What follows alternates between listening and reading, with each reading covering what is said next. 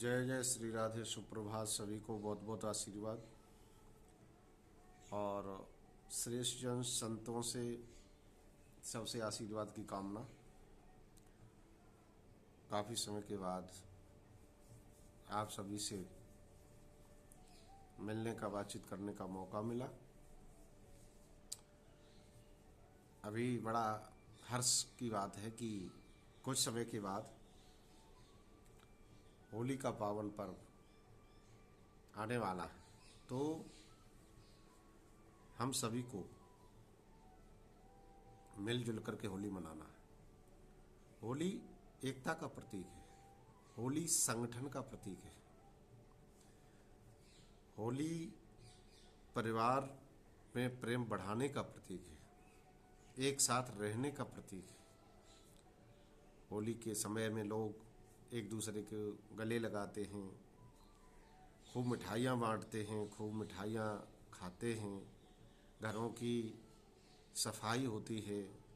जो लोग बाहर होते हैं वो घरों में पहुंच जाते हैं और अपने परिवार के साथ माता पिता, भाई बहन, चाचा ताऊ, दादा दादी से मिलकर के उनसे आशीर्वाद प्राप्त करते हैं और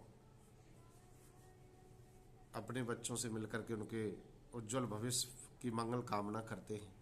बड़ी अच्छी बात है, होना भी चाहिए। और आप भी मनाइए होली, सब लोग मिलकर के मनाइए, बड़े अच्छे से मनाइए, तरीके से मनाइए। ब्रज की होली, नंदगांव की होली, मथुरा में होली होती है। लाखों हजारों करोड़ों की भीड़ में लोग होली का आयोजन करते हैं। ब्रज की लठमार होली, मतलब प्रेम है ये। अगर होली में कभी ऐसा हो भी जाए किसी के साथ, जैसे किसी ने रंग लगा दिया, किसी ने आपके ऊपर धूल मिट्टी डाल दिया है, तो बुरा नहीं मानना है, क्योंकि होली साल में एक बार आती है और उसमें बुरा मानना ही नहीं चाहिए। बुरा मानने की बात नहीं, वो जब प्रेम होता है तभी लोग ऐसा करते हैं। आपके अंदर सहनशीलता होना चाहिए, अपने का भाव होना चाहिए, प्रेम होना चाहिए। और दूसरी बात यह है कि होली मनाते जो हैं वो क्यों मनाते हैं, कारण क्या है, इसको भी जानना जरूरी है। जो जानते हैं वो अच्छी बात है और जो नहीं जानते हैं वो जाने। देखिए, हिरण्याक्ष और हिरण्यकश्यप, ये कश्यप पद्धति के जो पुत्र थे, उनकी बहन थी होलिका, जिसका दूसरा नाम सिंका भी था। तो जब इनके घर में हिरण्याकश्यप के भक्त प्रहलाद का जन्म हुआ, एक बार की बात है कि जब प्रहलाद की माँ को नारद जी के यहाँ रहना पड़ा, तो नारद जी के यहाँ तो सत्संग होता था, ऋषि मुनियों की वाणी थी, पाठ पूजा होता था। तो उसका प्रभाव देखिए बच्चे के अंदर गर्भ में ही पड़ गया।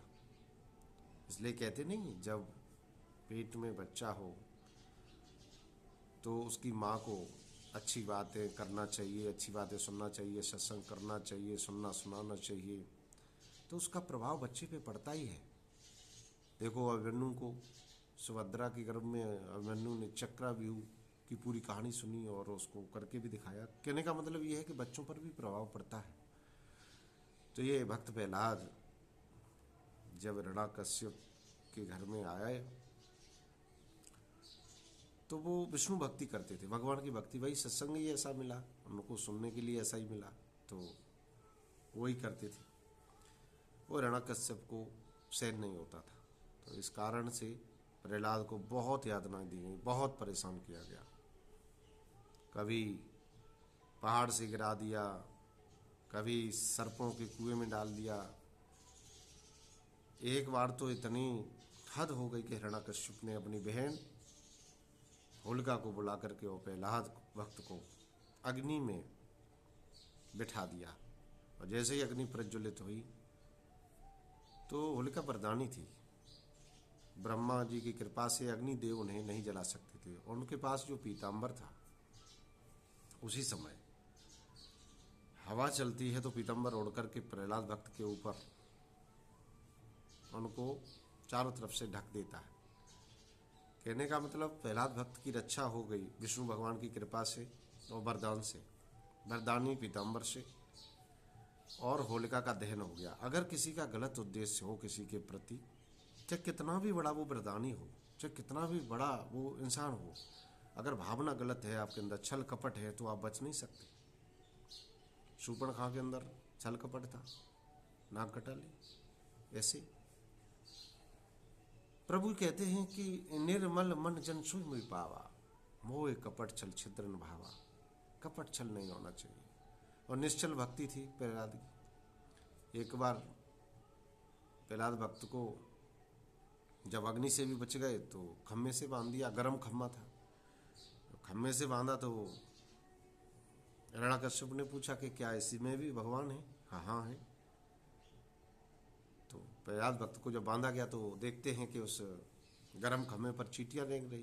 प्रहलाद भक्त को बांध दिया और अपना मंत्र पढ़ते रहे।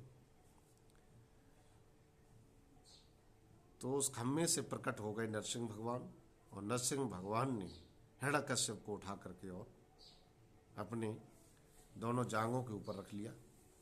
उसको भी वरदान था कि दिन में मरे न रात में, बाहर मरे न भीतर, अस्त्र से न शस्त्र से, आदमी न से न जानवर से।